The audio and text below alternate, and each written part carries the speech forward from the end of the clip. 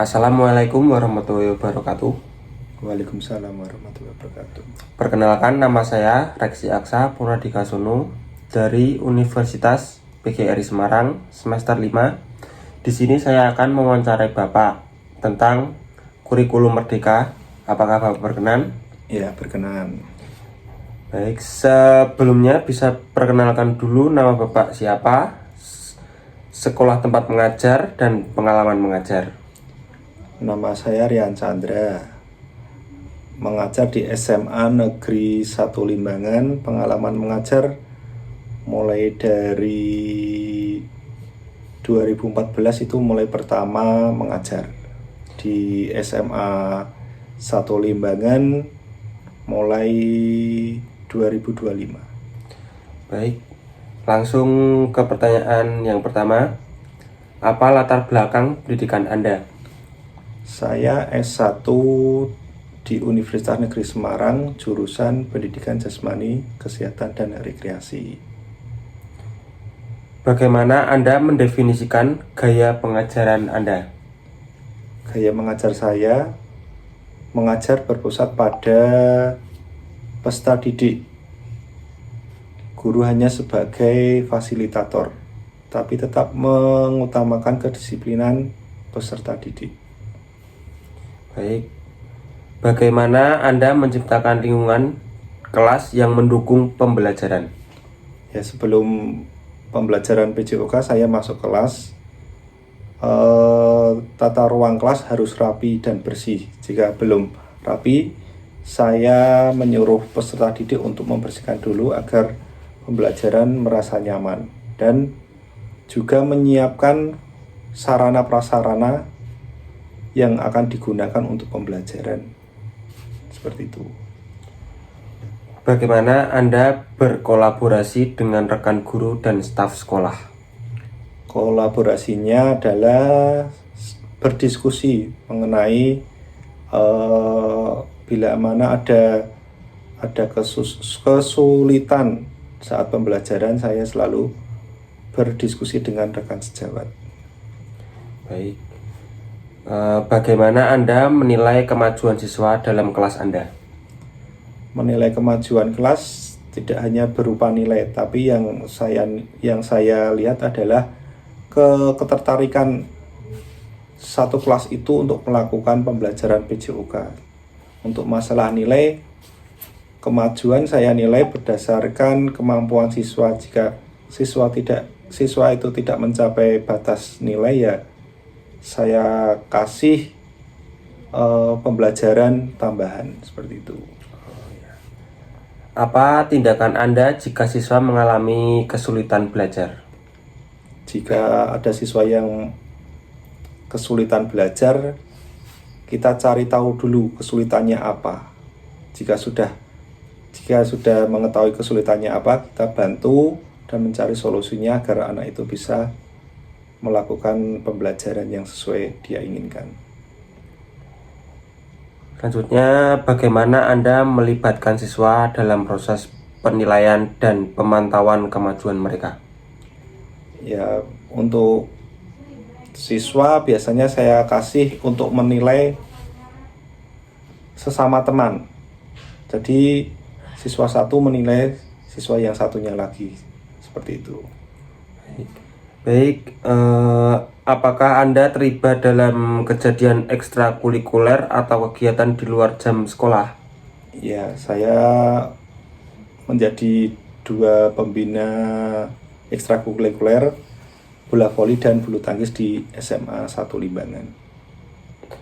Bagaimana Anda berkontribusi pada komunitas dalam organisasi profesi dan masyarakat? Sebutkan. Saya kalau organisasi tidak mengikuti, ya cuma kalau di masyarakat cuma ya biasa saja, tidak mengikuti organisasi, seperti itu.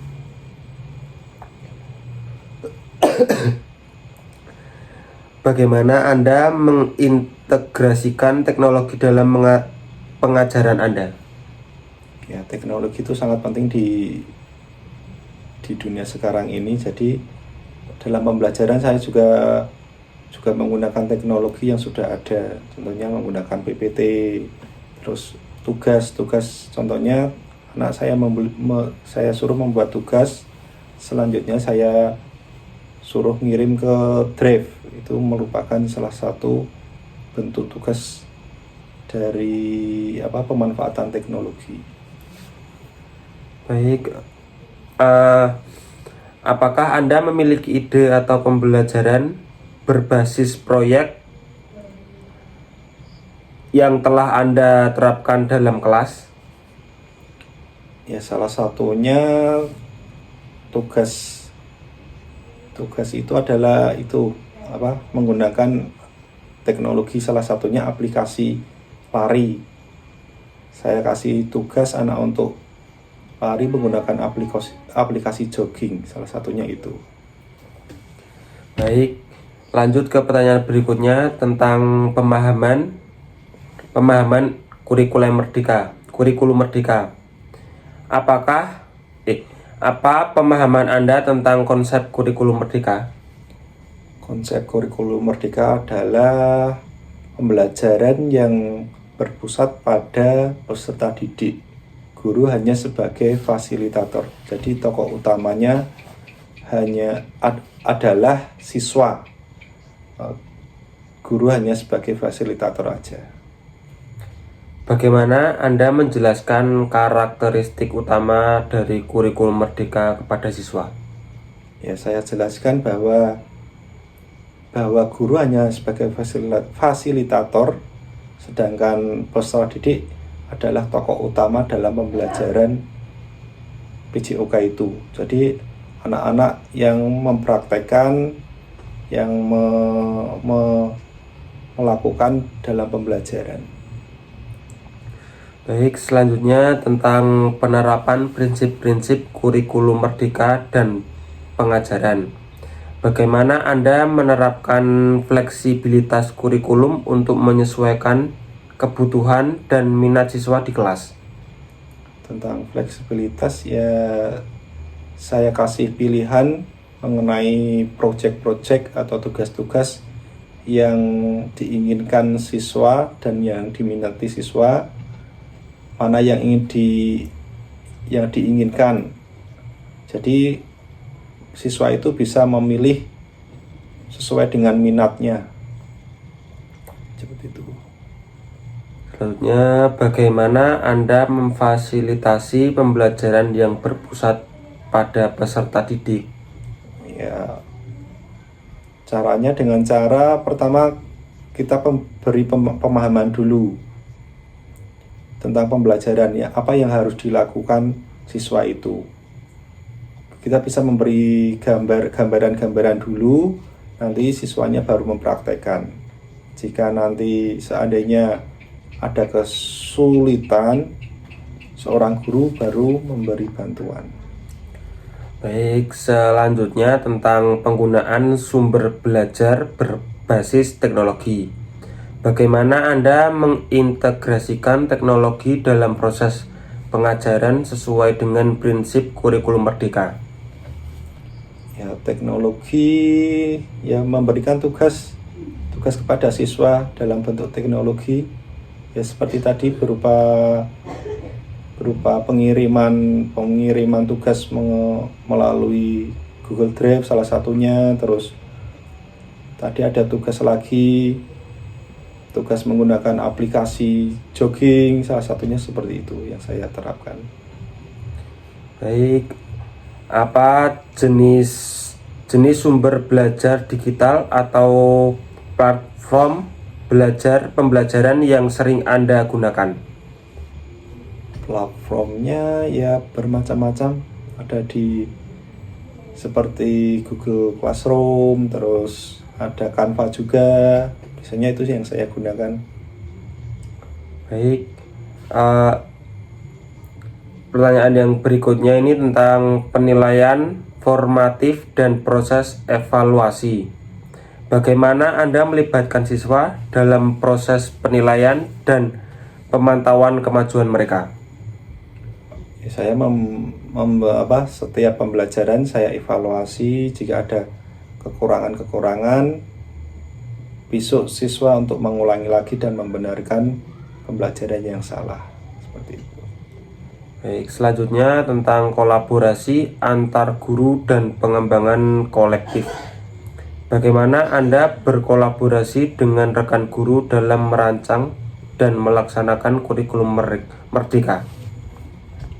Ya, berdiskusi di SMA Limbangan tidak cuma hanya ada satu guru olahraga, ada 4 guru olahraga. Jadi saya membuat grup WA salah satunya untuk berdiskusi mengenai pembelajaran dan apa yang harus dilakukan jika mengalami kendala-kendala. Apa pengalaman Anda dalam pengembangan profesional kolektif untuk mendukung kurikulum merdeka? Salah satunya adalah dengan berkolaborasi dengan rekan sejawat dan juga guru mapel lintas mata pelajaran untuk melakukan pembuatan proyek untuk peserta didik. Baik, pertanyaan berikutnya ini tentang tantangan dan solusi dalam implementasi kurikulum merdeka. Apa tantangan utama yang Anda hadapi dalam menerapkan kurikulum merdeka? Tantangan utamanya adalah ya kadang belum memahami benar apa itu kurikulum merdeka. Seperti itu. Selanjutnya, bagaimana Anda mengatasi atau merespon tantangan tersebut? Untuk mengatasinya saya bisa konsultasi dengan teman-teman yang ada di sekolahan atau teman-teman yang di luar sekolahan, dan juga bisa menggali lewat internet kesulitan-kesulitan yang ada dan bagaimana cara menanganinya. Pertanyaan berikutnya tentang partisipasi siswa dalam pengembangan karakter. Bagaimana Anda mendorong partisipasi aktif siswa dalam proses pembelajaran sesuai dengan semangat kurikulum merdeka? Ya, salah satunya siswa itu untuk tetap bersemangat untuk melakukan pembelajaran, karena pembelajaran itu sangat bermanfaat bagi mereka di kedepannya, meningkatkan kedisiplinan, kesehatan, dan lain-lain. Seperti itu. Bagaimana Anda mendukung pengembangan karakter siswa melalui P5 selama pembelajaran? Salah satunya kita berdiskusi untuk pembuatan proyek-proyek P5 untuk peserta didik yang cocok diterapkan di sekolahan. Baik, pertanyaan berikutnya ini tentang keterlibatan orang tua dalam kurikulum merdeka. Bagaimana Anda melibatkan orang tua dalam mendukung implementasi kurikulum merdeka? Ya, untuk orang tua melakukan sosialisasi sekolahan sebelum melakukan adanya proyek P5 itu, melakukan sosialisasi bahwa di sekolahan ini ada proyek P5 sehingga orang tua mengetahui proyek-proyek tentang kurikulum merdeka. Pertanyaan yang terakhir, apakah Anda memiliki strategi khusus untuk berkomunikasi dengan orang tua tentang perkembangan anak mereka? Untuk strateginya tidak ada, cuma ya komunikasi seperti biasa. Saya juga membuat grup WA untuk wali murid sehingga bisa berkomunikasi tentang perkembangan peserta didik. Baik, terima kasih sudah menjadi narasumber saya. Mohon maaf apabila ada kesalahan kata. Saya tutup. Wassalamualaikum warahmatullahi wabarakatuh. Waalaikumsalam warahmatullahi wabarakatuh.